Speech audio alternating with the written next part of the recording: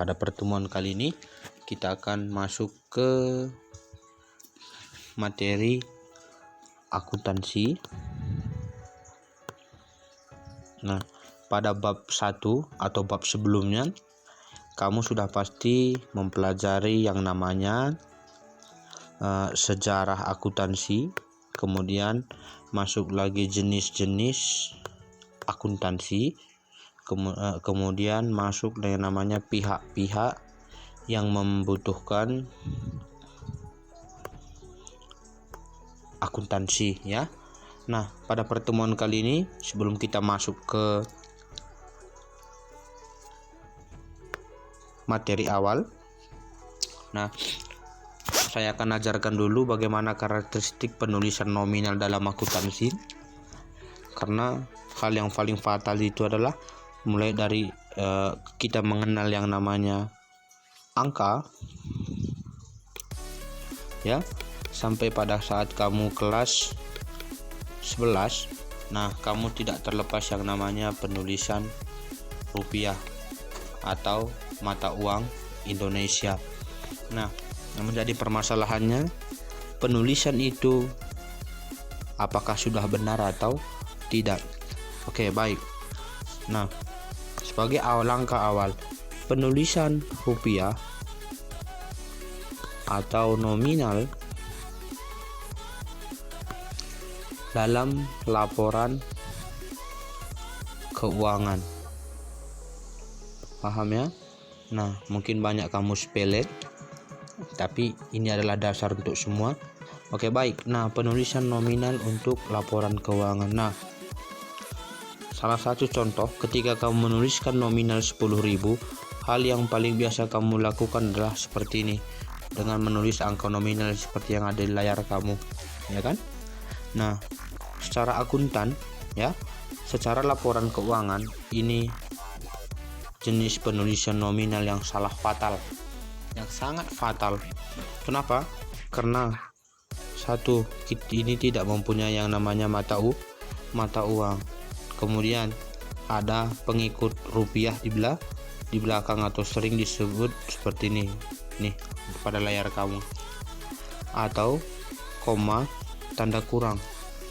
Nah, jadi bagaimana penulisan yang benar dalam laporan keuangan itu? Nah, penulisan yang benar itu adalah awali dengan mata uang kita, titik ya, kemudian masukkan nominal, ada 10.000, ingat ya, penulisan 10.000 paham ya, 10 titik, ada 0, 3, tanda koma, dan ditutup dengan tanda kurang. Paham ya? Nah, ini sama dengan artinya rupiah Rp titik 10,0.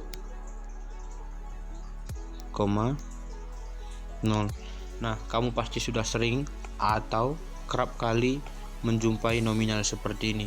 Kalau kamu melakukan transaksi via bank menggunakan jasa bank, kamu boleh cek, kamu boleh lihat jenis karakter penulisan nominal mana yang sering digunakan.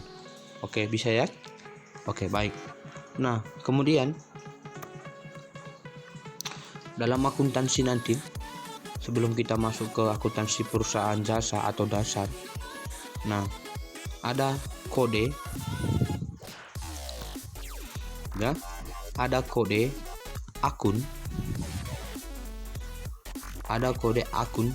pada laporan keuangan ya.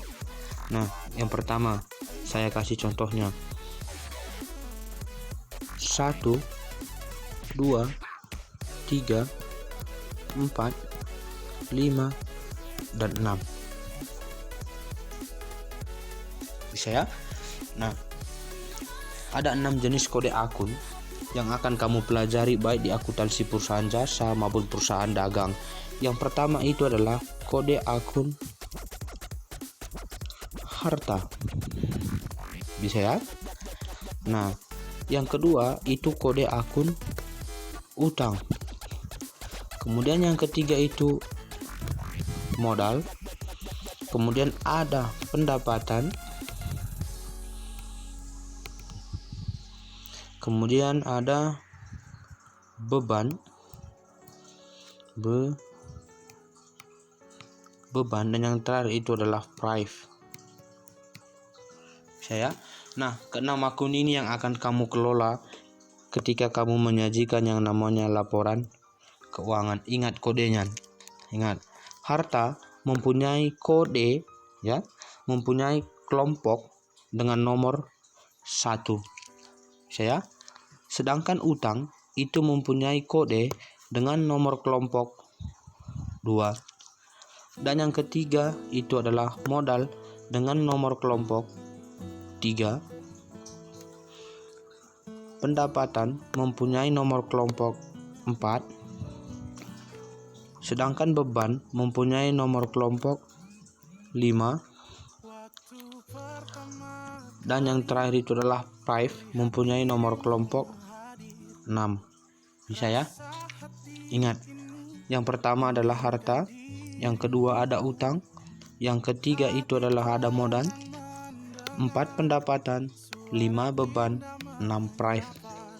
Bisa ya? Oke, baik.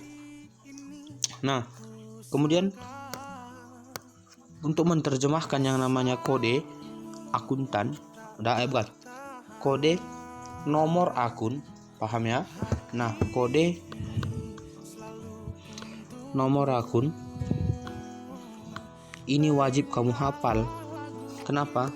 Karena dalam laporan keuangan kerap kali dilakukan, pada laporan keuangan kerap kali hanya ditampilkan yang namanya nomor. Paham? Bukan nama.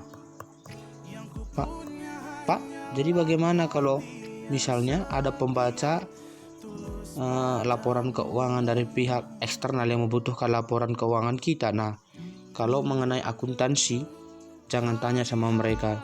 Jangan heran, mereka sudah menguasai yang namanya nomor dan nama akun. Jadi mereka bisa membaca dari nomor dan menerjemahkan ke dalam nama. Bisa ya? Oke, baik. Nah, saya kasih contoh. Saya kasih contoh. Ingat, nomor 1 tadi apa? Ada akun ada akun harta, ingat kan? Ingat, kedua utang, modal, pendapatan, beban, dan price, ya kan? Harta, akun harta. Ini harta mempunyai anak, mempunyai yang namanya sub golongan atau akun, ya. Harta ini mempunyai golongan. Nah, cara penulisan yang benar, perhatikan. Saya ulangi. Cara penulisan yang benar adalah, nih, perhatikan ke depan. Ini ibaratkan ini layar buku kamu, ini batas ya. Layar apa? Ibaratkan ini adalah buku kamu ketika kamu menggunakan buku panjang untuk memang khusus untuk anak akuntansi. Untuk penulisan nomor, ya. Nah, ini garis, maka disinilah harus kamu awali 1. Masukkan nama akunnya atau kelompok akun besarnya. Nah, 1, maka di sini namanya adalah harta. Paham ya? Nah, kemudian, Pak, bagaimana jikalau harta itu mempunyai nama akun golongan? Karena harta tidak mungkin ada 1. Benar. Bagaimana penulisannya? Di bawah huruf H ini juga harus kamu awali 1. Artinya apa? Kenapa harus 1? Karena induknya juga ada nomor 1. Nah, contohnya harta terbagi menjadi beberapa bagian. Ada harta tetap, ada harta lancar, ada harta tak berwujud, dan ada harta lain-lain. Bisa ya? Ini harus wajib kamu hafal. Nah, harta, maka yang pertama kali itu adalah ada namanya, ingat, di bawah huruf H, angka 1, titik, kamu buat lagi di sini ada namanya harta lancar. Apakah ini sudah benar? Salah. Ini masih ada yang salah. Kenapa? Kalau dia di awal 1, maka harus ada titik 1 titik satu. Atau saya ulangnya biar jangan bingung. Sebentar. Oke, baik, kita ulang. Nah, penulisan nomor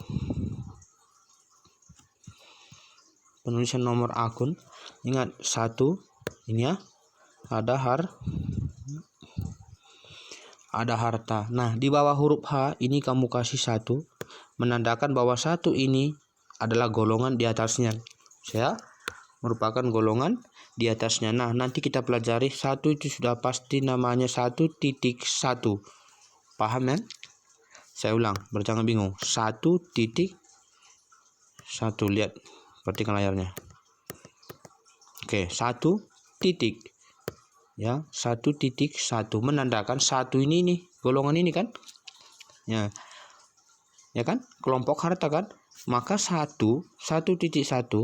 pada nama akun itu ada namanya adalah aktiva lancar atau sering disebut dengan harta lancar. Paham ya? Harta lancar. Nah, kemudian harta lancar ini mempunyai juga yang namanya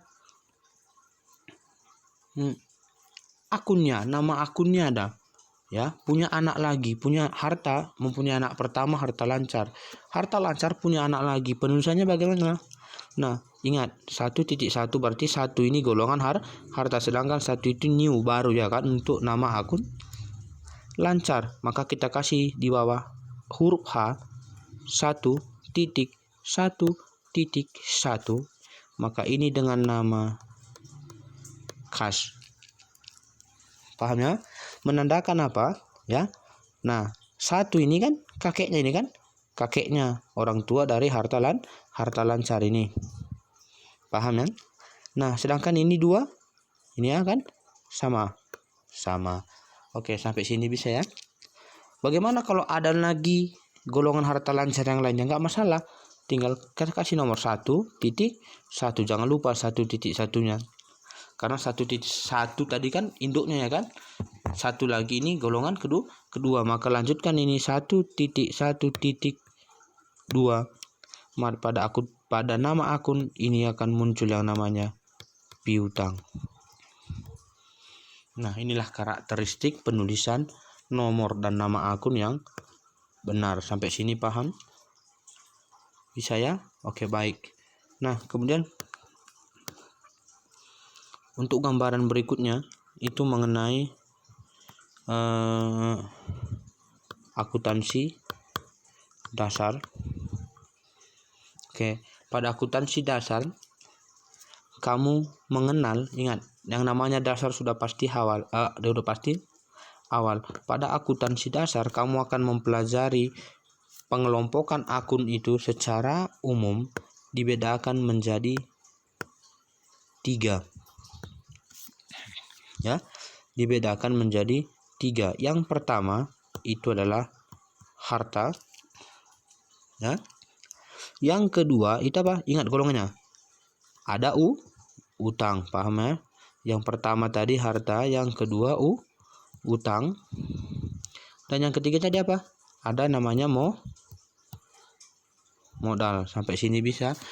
Nah, dari ketiga ini akan muncul yang namanya rumus, ya. Muncul yang namanya rumus persamaan dasar.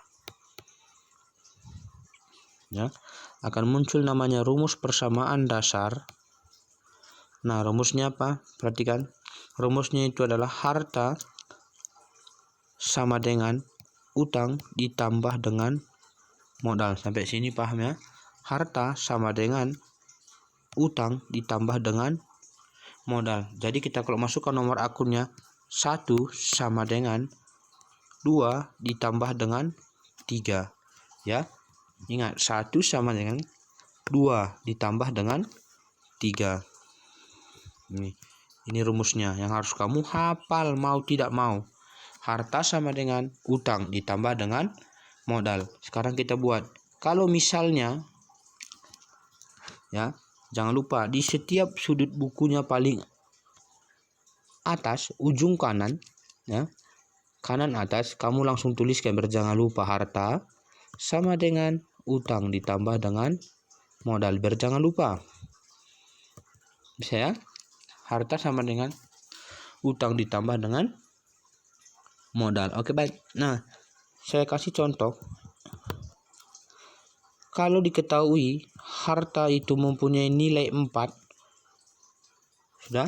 Harta itu mempunyai nilai 4, sedangkan utang mempunyai nilai 3. Pertanyaannya adalah modal. Berapa nilainya? Ada 1. Paham ya? 4 sama dengan, ingat, harta sama dengan utang ditambah dengan modal. Harta utang ya. Harta 4, utang 3. Sedangkan modal ada 1. Maka ini dalam istilah akuntansi, istilah laporan keuangan, ini sering disebut dengan balance. Bisa? Nah, balance atau seimbang. Bisa ya? Oke, baik. Nah, harta sama dengan utang ditambah dengan modal. Sampai sini bisa ya? Oke, baik. Nah, kemudian dalam akuntansi dasar, kamu juga harus menghafal yang namanya mekanisme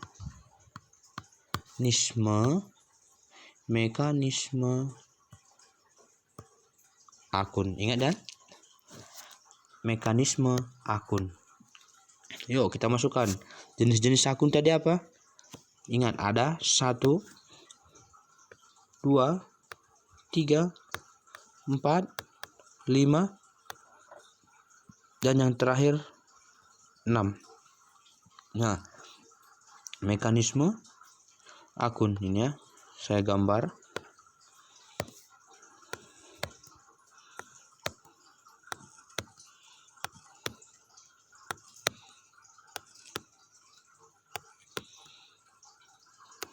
Maaf ya, gambarnya kurang bagus karena layar smartphone-nya terlalu kecil. Oke, baik. Nah, berarti di sini keterangannya, di sini ada nomor, di sini ada nama. Paham ya? Kemudian dalam akuntansi kita akan mempelajari dua sisi, satu sisi debit, satu sisi kredit, ya. Paham ya? Satu sisi debit, satu sisi kredit. Nah, ingat nama yang pertama, akun yang pertama. Namanya tadi apa ada? Ya, ingat nomornya kan ada 1 kan? Coba perhatikan. Tadi nomornya ada 1. Berarti di sini nama akunnya adalah harta. Bisa? Harta itu selalu ingat, ini debit, ini kredit. Ini debit dan ini kredit. Harta itu selalu bertambah di sebelah debit. Bisa ya? Harta selalu bertambah di sisi debit dan akan berkurang di sisi kredit. Paham ya? Kemudian ingat nomor 2. Tadi apa? Ada namanya utang. Ya. Utang sudah, utang itu selalu bertambah di sisi kredit. Kalau sudah dia bertambah di sisi kredit, maka agar balance dia sudah pasti berkurang di sisi debit. Paham ya? Oke, kita masuk ke yang ketiga. Ada namanya, ingat, apa tadi ketiga? Ada modal, ya. Modal itu juga bertambah di sebelah kredit, sedangkan berkurang di sebelah bertambah di sebelah kredit dan berkurang di sebelah debit. Ya. Nah, yang keempat tadi apa? Ada pendapatan. Bisa ya? Nah, pendapatan itu juga sama, bertambah di sebelah bertambah di sebelah kredit dan berkurang di sebelah debit. Bisa? Nah, yang kelima, nama akunnya tadi apa? Ada namanya beban. beban itu sama dengan golongan harta, bertambah di sebelah debit dan berkurang di sebelah kredit. Dan yang terakhir itu adalah prive. Tahu prive? Prive ini pengambilan uang ke dalam perusahaan atau pengambilan uang pribadi ke dalam perusahaan. Oke, prive ini bertambah di sebelah debit dan berkurang di sebelah berkurang di sebelah kredit. Saya hapus ya. Nah, dan berkurang di sebelah kredit. Bisa? Oke, kita uji coba. Oke, uji coba. Nomor 1. Yuk. Harta, ya kan? Harta bertambah di sebelah mana? Ini debit, ini kredit. Di debit apa? Berkurang? Iya, ya, ini adalah bertambah, ini di kredit berkurang. Kemudian yang kedua ada yang tadi namanya utang. Utang bertambah sebelah mana? Di sebelah kredit dan berkurang di sebelah debit. Yang ketiga ada namanya ada modal. Modal bertambah, ingat, modal bertambah di sebelah kredit, berkurang di sebelah debit. Yang keempat ada pendapatan. Nah, pendapatan bertambah di sebelah kredit dan berkurang di sebelah debit. Yang kelima ada beban, ya kan? Ada beban. Beban bertambah di sebelah debit dan berkurang di sebelah kredit. Yang terakhir itu ada namanya akun prive, bertambah di sebelah debit dan berkurang di sebelah kredit. Paham ya? Saya? Oke, baik. Nah, pada akuntansi dasar ya, pada akuntansi dasar kamu akan hanya mempelajari ya, pada akuntansi dasar kamu akan mempelajari 3 akun. Akun pertama, akun kedua, dan akun ketiga. Masih ingat? Oke. Akun pertama itu adalah harta. Yang kedua itu adalah utang. Dan yang ketiga itu adalah modal. Sampai sini bisa ya? Nah, sehingga dari pengembangan 3 akun ini, harta, utang, dan modal, muncullah namanya rumus persamaan dasar akuntansi. Nah, rumus persamaan dasar itu adalah harta sama dengan utang ditambah dengan modal. Ingat, hanya ada 3 untuk persamaan dasar. Harta sama dengan utang ditambah dengan modal, atau 1 sama dengan 2 ditambah dengan 3. Sampai sini paham? Oke, baik. Inilah materi dasar untuk pengenalan dasar akuntansi. Nah, pada pertemuan berikutnya kita akan masuk dengan pengenalan nama akun ya, dengan pengenalan nomor dan nama akun ya. Oke, baik. Jadi tetap semangat walaupun dalam pandemi COVID-19 dan Gunung Sinabung meletus kembali. Ingat, hari-harimu itu cerah jika kamu ingin membuat cerah. Hari-harimu akan buruk, gelap jika kamu memilih